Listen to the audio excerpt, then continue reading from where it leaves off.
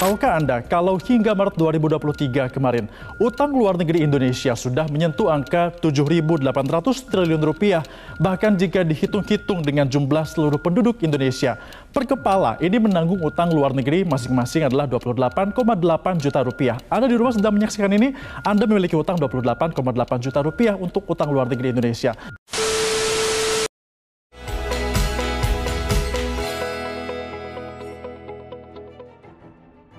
Hai semua, ketemu lagi sama aku Luna. Selamat datang di channel Ngomongin Uang.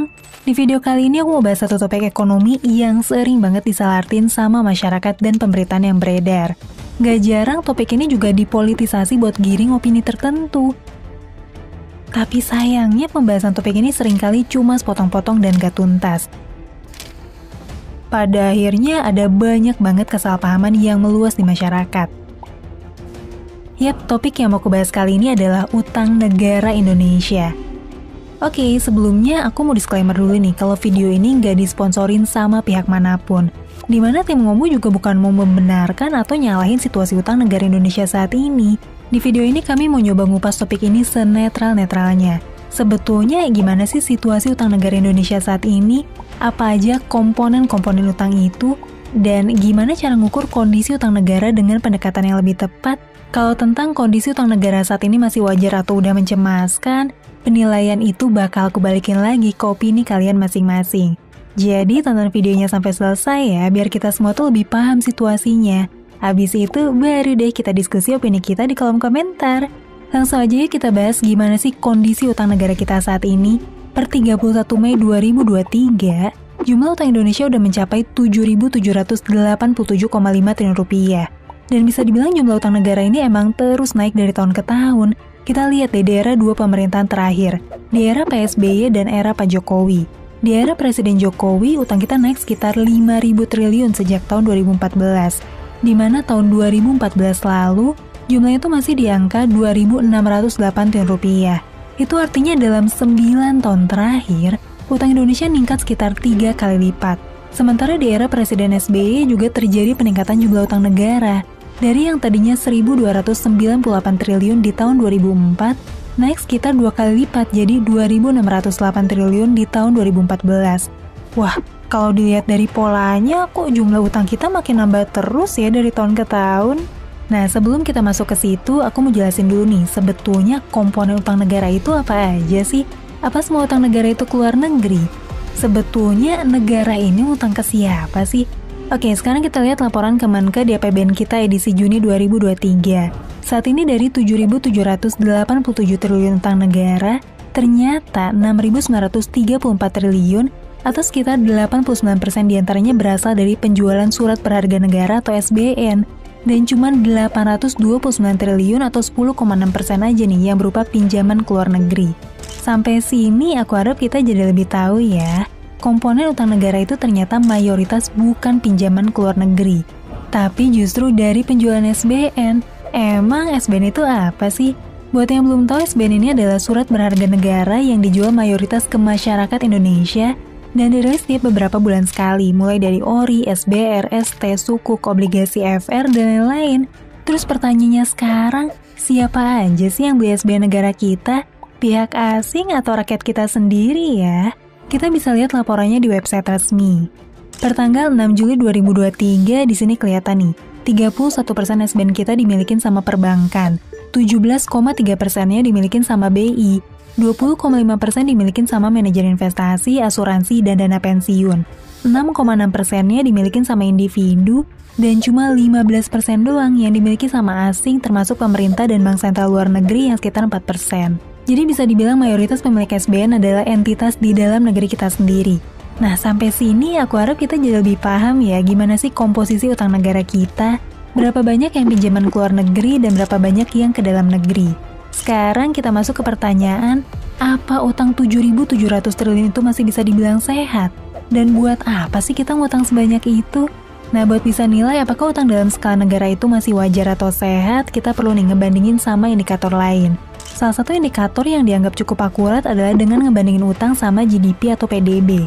Dengan ngebandingin sama GDP, kita bisa ngeliat gitu ya perbandingan utang negara sama kemampuan produktivitas negara secara keseluruhan.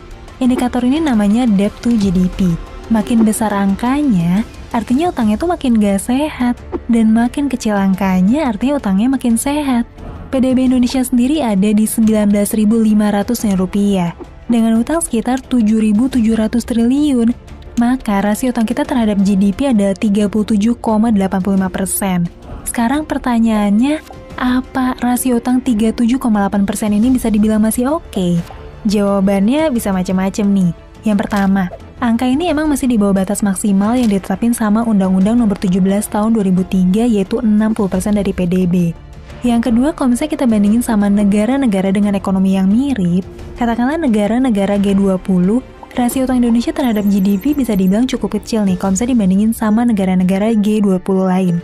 Tapi kalau dilihat dari trennya, rasio utang Indonesia bisa dibilang terus meningkat lumayan signifikan dari tahun ke tahun. Terutama sejak tahun 2015 dan tahun 2020 buat pemulihan ekonomi nasional pasca pandemi. Padahal kalau dilihat tren pasca krismon sejak tahun 2000 sampai 2012, tren rasio utang Indonesia tuh terus menurun. Oke, ada satu lagi nih indikator yang menarik buat menilai kondisi utang negara kita. Namanya debt to service ratio. Rasio ini ngebandingin pembayaran bunga dan cicilan pokok utang luar negeri sama penerimaan ekspor kita. Makin besar angkanya, makin jelek nih kondisi utang kita. Makin kecil angkanya berarti makin sehat kondisi utang kita. Dari data yang dikeluarin sama BI, rasio utang terhadap penerimaan ekspor kita terus ngalamin penurunan selama 9 tahun terakhir. Artinya kondisi utang kita makin sehat gitu ya. Dimana tahun 2016 sempat di 35%, sementara di kuartal 1 2023 udah turun nih, jadi cuma 16,25%. Itu artinya beban pembayaran cicilan dan bunga utang kita terus ngalamin penurunan kalau misalnya dibandingin sama penerimaan ekspor negara kita. Ada yang tahu nggak kenapa sih trennya makin sehat? Jawabannya karena pemerintah terus nurunin porsi utang luar negeri dan memperbanyak utang ke dalam negeri lewat penjualan SBN. Kalau misalnya dilihat dari nota keuangan APBN 2023, pembiayaan SBN dari 3.600 triliun di tahun 2018 naik pesat nih jadi 6.300 triliun per Juni 2022. Sedangkan pinjaman luar negeri angkanya cenderung segitu-gitu aja sejak tahun 2018. Bahkan cenderung turun nih kalau misalnya dilihat dari tahun 2020. Jadi bisa dibilang kenaikan utang Indonesia yang terkesan tinggi ini sebetulnya didominasi sama penerbitan SBN setiap tahun, alias ngutang ke rakyat dan institusi keuangan dalam negeri sendiri, bukan utang ke luar negeri. Dengan begini sebetulnya kita bisa ngelihat bahwa pemerintah tuh berusaha buat ngejaga dua jenis risiko. Yang pertama risiko fluktuasi nilai mata uang yang bikin nilai utangnya jadi makin mahal. Dan yang kedua tuh risiko capital outflow yang bikin aliran dana kita keluar terus ke luar negeri buat bayar utang sama bunganya. Dengan memperbanyak porsi pembiayaan lewat SBN, kita tuh jadi terhindar dari risiko utang yang makin numpuk karena kurs dolar yang makin naik. Di sisi lain kita juga ngejaga perputaran uang supaya tetap berputar di Indonesia. Nah, selanjutnya aku mau bahas tentang kenapa sih kita masih perlu ngutang dan nerbitin SBN terus-terusan? Kan udah ada pajak dan penerimaan devisa negara yang katanya udah surplus. Buat bisa jawab itu, kamu perlu tahu dulu nih gimana sih komposisi penerimaan negara buat bisa ngebiayain berbagai proyek pembangunan dan program-program lain. Prinsipnya pemerintah itu punya 3 sumber pembiayaan. Yang satu yang pasti dari pajak ya. Yang kedua itu penerimaan negara bukan pajak atau PNBP, kayak dividen BUMN dan lain-lain. Dan yang ketiga adalah pembiayaan dari utang kayak penjualan SBN ini. Pertanyaannya sekarang, kenapa sih kita harus ngutang? Jawaban gampangnya ya karena penerimaan dari pajak dan non-pajak itu nggak cukup gitu buat bisa ngebiayain semua rencana program pemerintah. Yap, udah jadi rahasia umum kalau pemasukan pajak negara kita sangat kurang dan jauh di bawah ideal. Ini bisa kita lihat dari angka tax ratio kita yang rendah banget. Tax ratio ini adalah angka yang ukur perbandingan penerimaan pajak sama pendapatan domestik bruto atau PDB suatu negara. Sejak tahun 2008, tax ratio kita terus ngalamin penurunan dari 13% jadi 9,1% di tahun 2021. Sebagai perbandingan nih, rata-rata di negara Asia Pasifik itu punya tax ratio sebesar 19%. Dan negara OECD punya tax ratio sebesar 33,5%. Di antara negara Asia Pasifik, Indonesia tuh nempatin urutan terendah ketiga dalam rasio penerimaan pajak ini. Padahal menurut IMF, tax ratio yang ideal itu adalah minimal 15% buat bisa ngejamin tersedianya dana yang cukup untuk ngelakuin pembangunan berkelanjutan tanpa harus nambah utang negara. Dengan penerimaan pajak dan ketaatan pajak yang masih sangat rendah dari ideal, Ya, gimana Indonesia bisa ngebiayain semua programnya? Jalan keluarnya ya dari penjualan SBN alias ngutang ke masyarakat dan institusi keuangan. Di sisi lain, Indonesia adalah negara yang sangat luas dan masih banyak daerah yang belum memenuhi standar kelayakan fasilitas umum, di mana pembangunan jalan, tol, jembatan, jaringan listrik, internet, air bersih, dan fasilitas kesehatan adalah hal yang sangat fundamental dalam pembangunan negara buat bisa nunjang pemerataan ekonomi sampai ke daerah-daerah. Selain itu, negara juga punya banyak tuntutan beban pengeluaran rutin yang besar banget. Salah satunya adalah subsidi BBM yang sangat membebani anggaran negara, di mana tahun 2022 lalu aja jumlah subsidinya sampai tembus 500 triliun rupiah. Direktur Surat Utang Negara Kemenkeu Kang Denny Ridwan pernah nyatain nih, kalau kita sebenarnya bisa berhenti ngutang asalkan subsidi BBM dihilangin. Tapi tentu aja pencabutan subsidi BBM berisiko nimbulin penolakan besar dalam masyarakat. Oke, terlepas dari situasi utang, sekarang kita bahas yuk. Sebetulnya gimana sih output yang dihasilkan dari semua penambahan utang negara ini? Sekarang kita coba lihat data dari tahun 2015 sampai 2022. Ini nih beberapa program besar yang terrealisasi dengan anggaran besar. Yang pertama, bantuan pendidikan sebesar 3.400 triliun, bantuan kesehatan sebesar 1.100 triliun, infrastruktur pelayanan publik sebesar 2.700 triliun, dan perlindungan sosial sebesar 1.500 triliun. Kombinasi biaya program tadi totalnya sebesar 8.921 triliun rupiah. Angka ini masih jauh lebih besar dari penambahan utang di periode yang sama sebesar 5.125 triliun rupiah. Dari sisi aset, bisa dibilang Indonesia tuh ngalamin pertumbuhan aset yang lebih besar daripada pertambahan utangnya. Tercatat sepanjang 2017 sampai 2021, pertumbuhan aset negara tumbuh dari 5.900 triliun jadi 11.400 triliun dalam waktu 4 tahun. Di mana pada tahun itu jalan tol yang beroperasi naik 3 kali lipat dari tahun 2014. Jalan daerah naik 6 kali lipat, kapasitas listrik nambah sampai 17.000 MW, dan kapasitas bendungan naik sampai 2 kali lipat.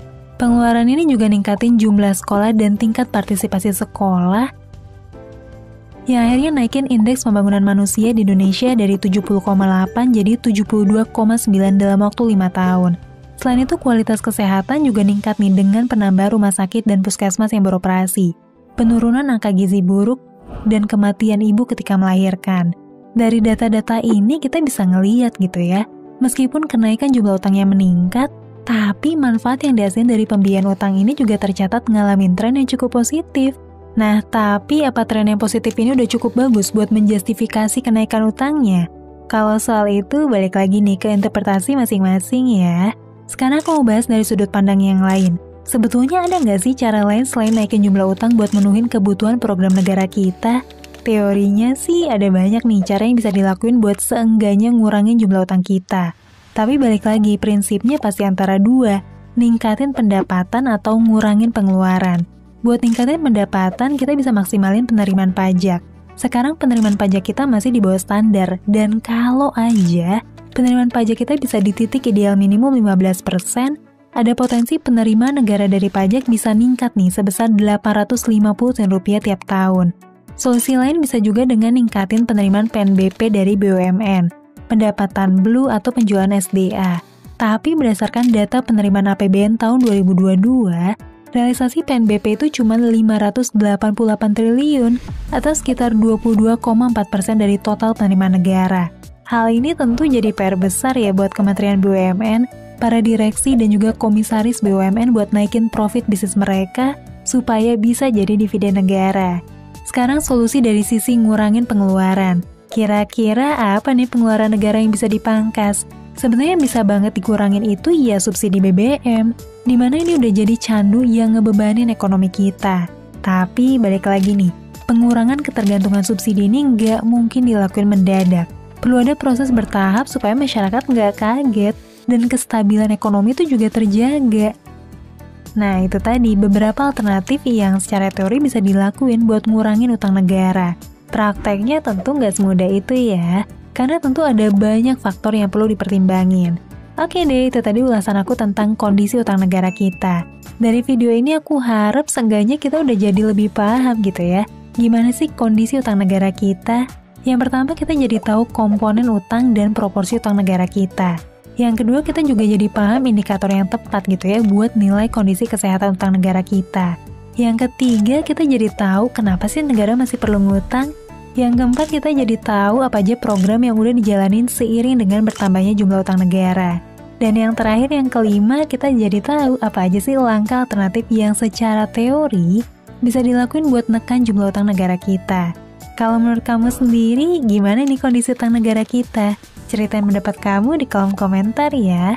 Sampai ketemu lagi di video selanjutnya. Tetap di channel Ngomongin Uang, karena ngomongin uang gak ada habisnya.